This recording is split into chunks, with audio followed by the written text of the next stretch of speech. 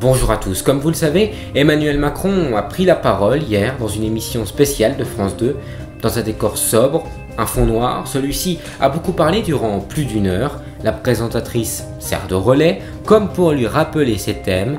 Bref, au-delà du spectacle, au-delà de la forme, qu'en est-il du fond? Qu'a-t-il dit? Que nous a-t-il fait comprendre? C'est ce qu'on va voir dans cette émission.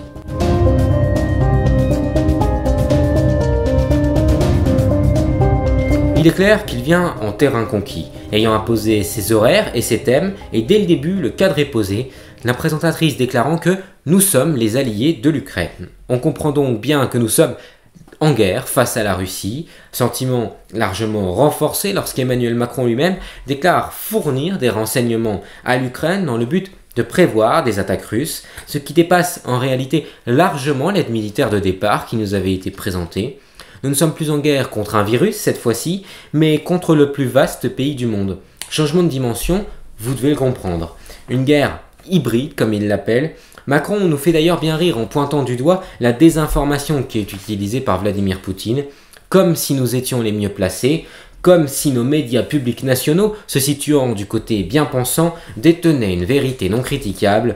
Et lorsqu'il parle de l'usage stratégique du chantage alimentaire ou énergétique, il pointe en réalité bien une vérité, il pointe sa propre politique, la mondialisation. En effet, en devenant dépendants des autres pays sur beaucoup de plans, nous sommes davantage vulnérables aux variations du monde, aux changements de ce monde, et qui plus est, en cas de conflit. Bien évidemment, les sanctions envers la Russie ont été évoquées, non pas sans une gêne sensible du président lorsque le chiffre, pourtant préparé, de 158 milliards de bénéfices pour les exportations de gaz et de pétrole russe depuis le début de la guerre a été évoqué, lui ne pouvant que se réfugier dans un hypothétique avenir positif. Les sanctions sont en train de marcher. Pour nous, c'est sûr, pour la Russie, difficile à croire. Après une longue séquence donc sur la Russie et sur la guerre en Ukraine, en fin d'émission, il est interrogé sur les actuelles pénuries de carburant qui frappent le pays, que l'on peine réellement à comprendre, nous expliquant que les conflits sociaux et les grèves au sein des raffineries en sont les causes, ce qui bien sûr est lié. Il refuse catégoriquement de se prononcer sur les causes même de ces grèves. N'a pas été évoquée la question des salaires, de la répartition des bénéfices également dans une société comme Total ayant réalisé des bénéfices records ces derniers mois. Je suis pour le dialogue social, a-t-il martelé en boucle, ne l'encourageant dans les faits d'aucune manière. La culpabilisation, grande arme de la Macronie, surtout lorsqu'elle est alliée avec la peur, a une fois de plus été utilisée. Ainsi, comme le président le laisse entendre, tous ceux qui, de par leur grève, compromettraient le fonctionnement de la nation seraient des égoïstes. Que l'on soutienne ou pas ce mouvement, on ne peut pas se permettre de diviser à ce point. Lui-ci. Pourquoi? Son but, déclencher de la haine chez ceux qui peinent à trouver de l'essence, diviser pour mieux régner, la fameuse phrase qui lui correspond si bien.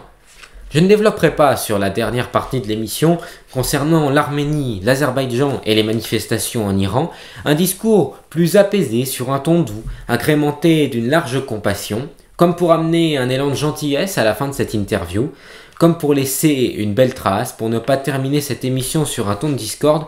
Soutenant les manifestations en Iran, il dénonce la répression du régime. Peut-être, c'est moi qui l'ajoute, devrions-nous proposer à ce régime de s'inspirer de notre démocratie si parfaite, et ainsi on en oublie le début de ses propos sur la guerre en Ukraine, les alliés de l'Ukraine. Et la présentatrice de terminer, nous en reparlerons le 26 octobre, pour les retraites notamment, dans une seconde émission. Peut-être, c'est-à-dire le début d'une longue série, remplie de rebondissements en tout genre. Pas d'une fiction, non. Quoiqu'au mot de fiction, il ne reste plus beaucoup d'attributs au vu de l'état du monde. Merci à vous d'avoir regardé cette émission sur Studio PM France et à très bientôt.